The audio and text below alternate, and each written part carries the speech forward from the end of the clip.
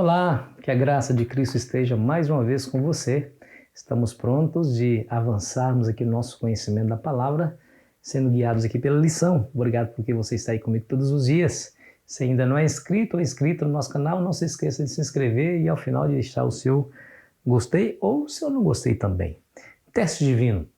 Quero dizer para você que as provações, as dificuldades, as durezas da vida que advêm sobre nós, são cobreiras de Deus para burilar o nosso caráter, para nos tornar melhores, para fortalecer a nossa confiança, para tirar a escória do pecado, para nos fazer pessoas mais próximas de Deus. Pelo menos assim deveria acontecer. Diante da provação, diante do sofrimento, alguns porque não nutriram no tempo de paz um relacionamento íntimo com o Senhor mais próximo, acaba virando as costas e abandonando o Senhor, como se isso resolvesse alguma coisa.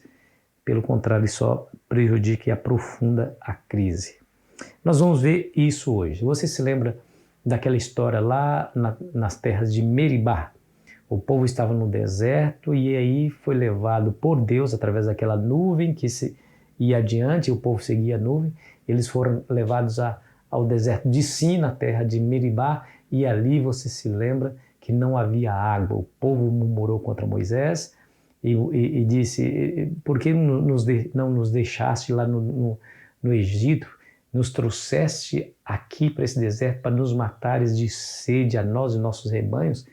Moisés levou a causa perante Deus e o Senhor Deus diz assim: vá à frente do povo, eu vou estar sobre aquela rocha e você ferirá a rocha e essa rocha dará água. E diz a Bíblia que assim foi feito e o povo foi testado por Deus e terrivelmente falhou. O Salmos 81 nos traz exatamente essa história de Meribá. Quer ver? Deixa eu ler para você o verso 7 e o verso 8 do Salmos 81. Clamaste na angústia e te livrei. Do recôndito do trovão eu te respondi e te experimentei junto às águas de Meribá. Ouve, povo meu, quero exortar-te. Ó Israel, se me escutasses. Olha que coisa interessante, está vendo? Interessante que lá, diz a Bíblia, lá em Êxodo capítulo 17, diz a Bíblia que o povo testou o Senhor, ou provou o Senhor, sobre as águas de Meribá. Aqui há uma inversão. No Salmo 81 fala que é Deus quem prova o povo, e é verdade. E aqui existe uma dupla mensagem nessa história aí de Meribá. Primeiro, o povo nunca deveria, aquela geração que estava vivendo no tempo do salmista, não deveria copiar ou imitar os erros das gerações passadas, né? Precisavam confiar em Deus. Deus poderia resolver o problema da água? Claro que poderia, tanto é que ele resolveu o problema, tirou água de onde era impossível ser tirado, que é de uma rocha. Então, as gerações atuais nunca devem imitar ou repetir os erros das gerações passadas. Precisamos confiar em Deus e andar no seu caminho, ainda que tenhamos dificuldade à frente. Segundo, embora o povo tenha falhado no teste, Deus ainda os socorreu. Olha o verso 7, tem 81, verso 7. Clamaste na angústia e te livrei. Olha aí. O povo falhou, mas Deus não deixou o povo morrer de sede, deu água para ele, apesar de eles terem falhado. Então nós vemos aqui que a graça de Deus no passado foi assegurada para a geração presente, ou seja, da mesma forma que Deus teve misericórdia daquele povo, mesmo eles sendo infiéis, incrédulos no poder de Deus e na competência divina de resolver seus problemas, mesmo assim o Senhor os socorreu. Isso chama-se graça salvadora. Aí você se lembra da história de José, você se lembra, né? José foi escolhido por Deus para salvar a humanidade inteira da fome, viu? Claro que Deus preparou José para esse momento. Diz a Bíblia que ele foi terrivelmente provado, foi colocado sob aguilhões, foi preso, ficou um tempo na masmorra, até que Deus se lembrou dele, não no sentido de de que Deus se esqueceu de maneira nenhuma, mas porque no momento certo e exato o Senhor o exaltou e o colocou como Senhor de toda a terra do Egito e Senhor e o mordomo da casa de Faraó. Né? Você veja que ele foi provado. Deixa eu ler o Salmo 105, versículo 19. Escute bem. Até cumprir-se a profecia a respeito dele e tê-lo provado a palavra do Senhor. O rei mandou soltá-lo, o potentado dos povos o pôs em liberdade, constituiu Senhor de sua casa e mordomo de tudo o que possuía. Coisa interessante, tá vendo? Então você percebe que aí a disciplina, a provação e a dificuldade, nesse caso de José, foi justamente para fortalecer, para prepará-lo para o cumprimento da promessa, né? Até cumprir-se a profecia a respeito dele. Ou seja, às vezes Deus permite que essas coisas aconteçam na nossa vida justamente porque Ele tem algo maior a nos dar à frente. Escute bem o que Ellen White diz. Deus requer pronta e incondicional obediência à sua lei.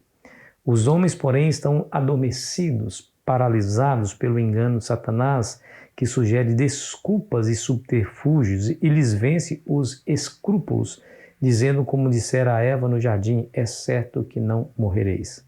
A desobediência não só endurece o coração e a consciência do culpado, mas tende também a corromper a fé dos outros.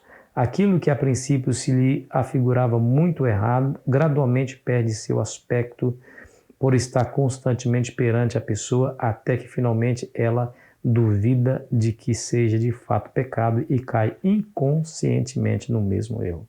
Isso aqui é terrível, né?